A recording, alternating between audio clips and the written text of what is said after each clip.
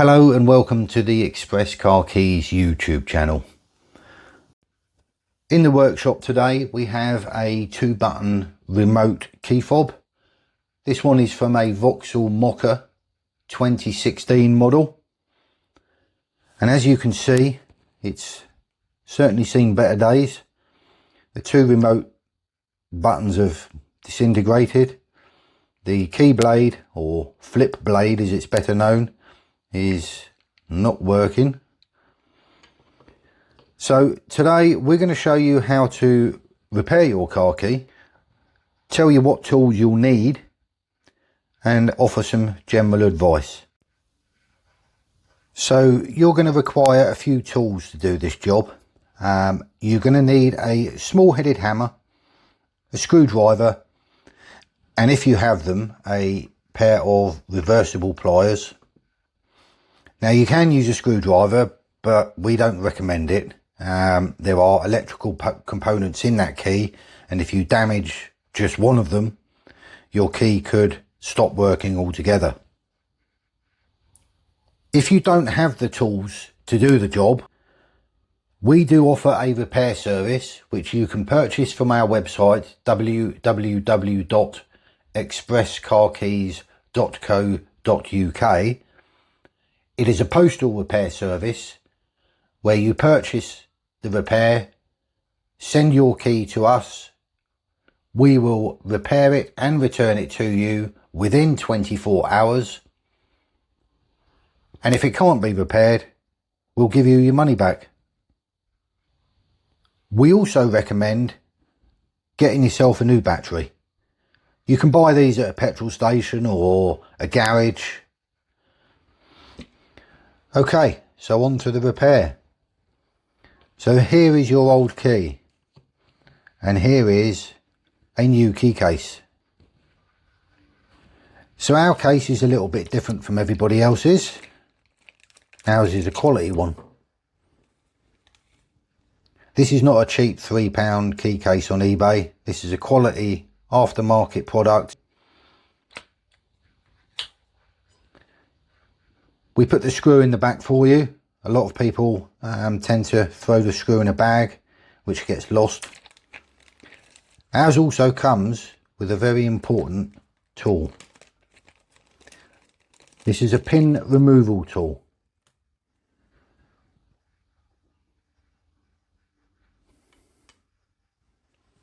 There are instructions on how to use the pin removal tool.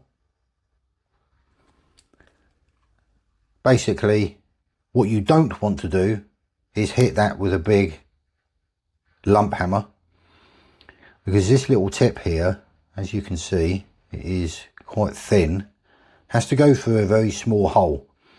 So if you're hitting that hard or with a big hammer, that small tip could break. Now what we recommend is, if the pin is tight, spray it with some WD-40 or lubricant of some kind and leave it, and then come back to it later on. Okay, so we're going to get on with the repair now. So we're going to move this old key to one side. We're going to open this new key up. So we're going to remove the screw, remove the battery cover,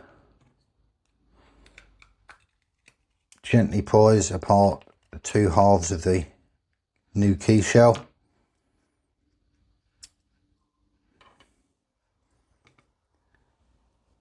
And then we're going to be left with a key blade here.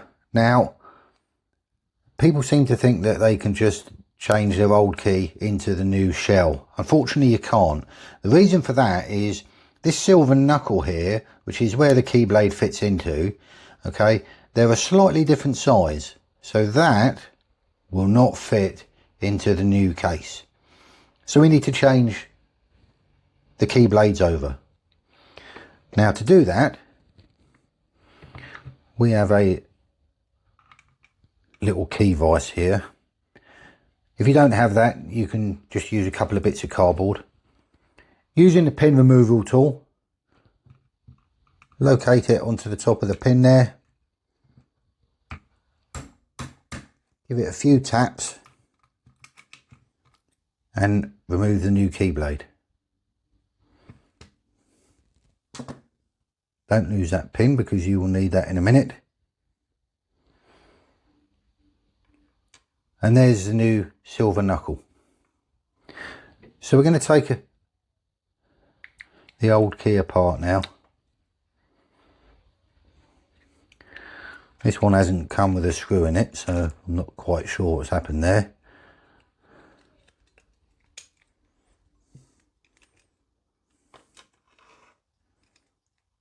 There's the circuit board. You've got to be very, very careful of that.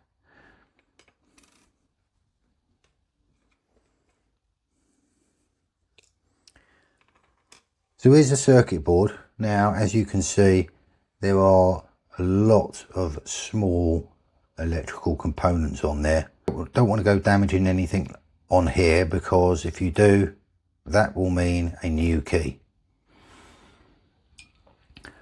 So this is the old key blade and the old knuckle. We will remove this key blade here.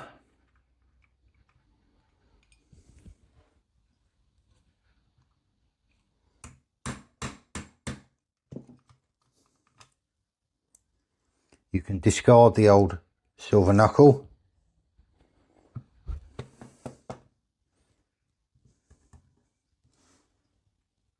And then we put the key, or the old key blade, into the new silver knuckle. Now, if you can see there's a little groove there. That little groove is where the pin goes. Now, that faces inward.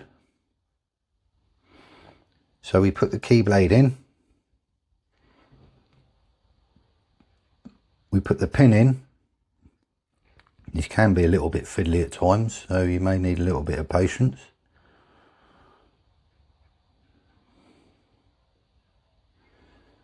And then we're going to just gently tap that pin back in there. Make sure that the pin is nice and flush. And then we're going to replace the silver button. Now this has got little lugs on it. Those little lugs, as you can see, go in the holes there. So what you'll need to do is pop that in until it falls right through and is sticking out. You can get the spring. Now the spring has got a little tail piece on it. I'll tell you about that in a minute. The tail piece needs to be sticking outwards. We're going to get the circuit board, get the new front section of the shell, and there are two locating points on here. There's a locating point there and one at the back. And as you can see, there's a hole here and a locating section at the back there. So we're going to locate that. We're going to get the bottom section